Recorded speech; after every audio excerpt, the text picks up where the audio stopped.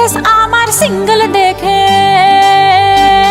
ঢাকাই সিনেমার আলোচিত অভিনেত্রী পরীমণি অবশেষে স্বীকার করেছেন খালাতো ভাই ইসমাইলকে বিয়ে করেছিলেন তিনি। মাছরাঙা টেলিভিশনের behind the fame with RRK অনুষ্ঠানে তিনি অকপটে বলেন ইসমাইল তার সৎ স্বামী ছিলেন। এর আগে 2023 সালের নভেম্বরে ইসমাইল সড়ক দুর্ঘটনায় মারা গেলে এ নিয়ে গুঞ্জন ছড়িয়ে পড়ে। অনুষ্ঠানে পরীমণি জানান তিনি জীবনে একবারই বিয়ে করেছেন। সঞ্চালকের প্রশ্নে তিনি রাজের কথাও উল্লেখ করেন, তবে গুঞ্জন প্রসঙ্গে হেসে বলেন যাদের সঙ্গে ডিভোর্সটা দেখা যায়নি ওরা হয়তো সৎ স্বামী। রাজের সঙ্গে সম্পর্ককে তিনি ভুল বলেননি, বরং অভিজ্ঞতা হিসেবেই দেখছেন। প্রেম কিংবা বিয়ে নিয়ে প্রায়ই আলোচনায় থাকেন এই নায়িকা।